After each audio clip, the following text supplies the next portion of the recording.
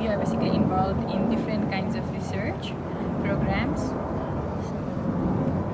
So you have been involved with this study, Mm-hmm. defeat-funded study on Yeah. women work and violence. What did you do? So we were responsible for strand 1, that is interviewing the low economic women. Basically, we chose construction workers who were living in the Manhora slum, which is a bit It's close to the international airport in Nepal. Mhm. It's in the area of Bhaktipur, quite close. Yeah, and yes, we conducted 30 interviews with construction workers who were with women, and then 10 were men working in the construction sector. So what was the age group of the women that you interviewed? I think it varied from like 15 to 35, 40, 40, yeah. 40 years. And what about the men?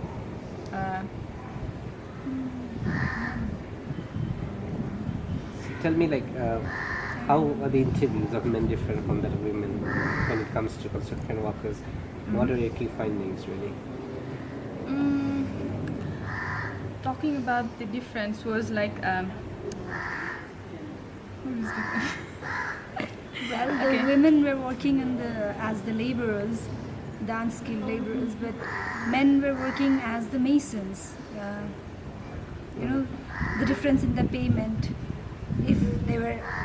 Even if the male were working as laborers, there was a difference in the payment, and there was a difference in the concept that males should work or females should be working the same work with different payment. So yeah, that was quite interesting. Yeah, So that was the major difference. Yeah, and also in some cases the work they do, like in some cases, like not all, but then in some cases like men do some different kind of works than women construction workers. So, but then there were no. I think we didn't come across in 40 interviews. We didn't come across any women mentions.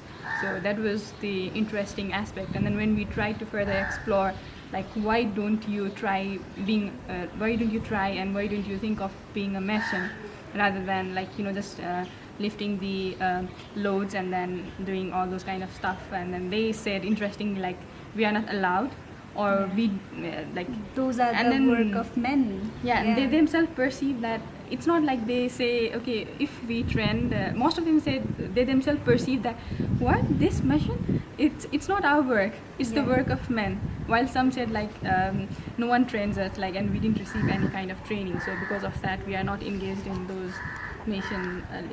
We are not engaged in as a mason. Yeah, this research was about see the linkages between work and violence at workplace.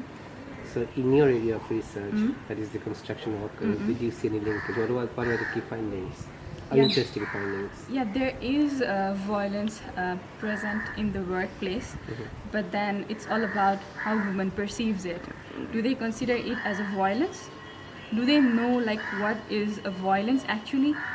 It's I think it's a big question, because when we ask them directly, were you did you had any experience of violence? But then they say no. But then when we start unfolding it, were you abused? Were you verbally abused? And then they say yes. Where did men try to touch you without your permission, or and then they say yes. So it's all about perception, and it does exist, but then still they don't want to change their work. Instead they change the contractor, because a contractor would have a certain group of people, like workers working there. Instead they would change the contractor and go to the other contractor, but then they don't decide changing the work, and it's because of the payment they receive. They don't receive these many amounts of payment in any other work, being uneducated and being not so skilled enough in other areas. They perceive that construction work is the area where they can earn more, despite they know that they are suffering from some kind of violence. All right. So personally, for both of you, what are your takeaways from this particular study? What did you learn? Something that must have added to your experience? Anything specific? Was Yes. it new for you? Yeah, it was completely new for me. I think she'll tell Yeah. her. Yeah, I think it was the same for her as well. Yeah, it was completely new for me because I never thought a construction worker from that point of view, and I never thought like until I interviewed them.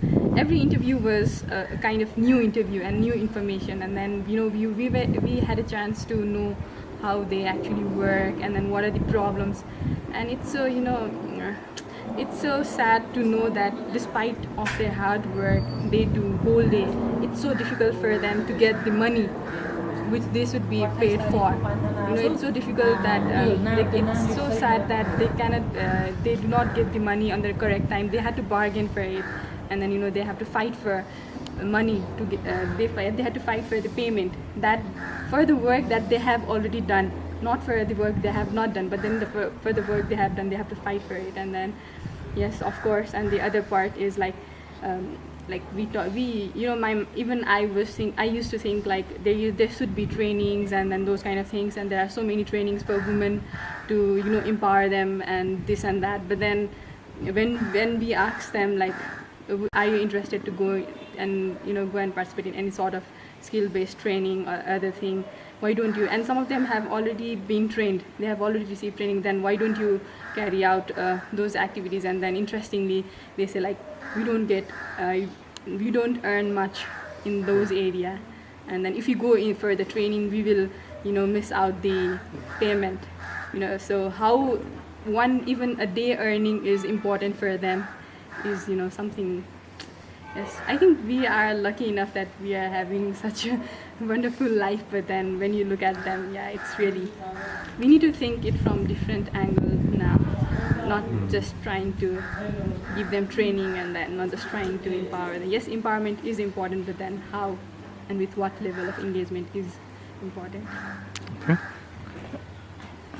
Yeah, and similar to her experience, it was a very new thing for me to work with to interview the construction workers. I've always come across with many construction workers in my area working and earning, but I had never thought that they would be struggling so hard to get what they deserve.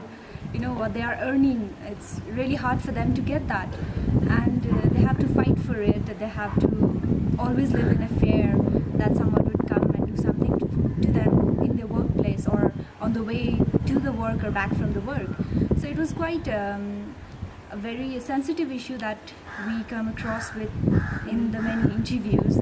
There was one particular interview respondent who said that my husband is coming home tonight and I don't know what he will be doing to me tonight because he has been to prison for a few days and I was not there in the prison to get him out of there. So he'll come home and he's gonna beat me up, and I'm ready for that. So it was quite interesting that though she knew what was coming, she was there to face it. The courage and everything that they had to, to get through their life, with the struggles and everything. And it was all because they had children to raise. It was all for the children they had. It was there, so I think I do respect what they're doing, but I also recommend that there should be something really sustainable for them to raise their living standard. Yeah, that's it. Thank you.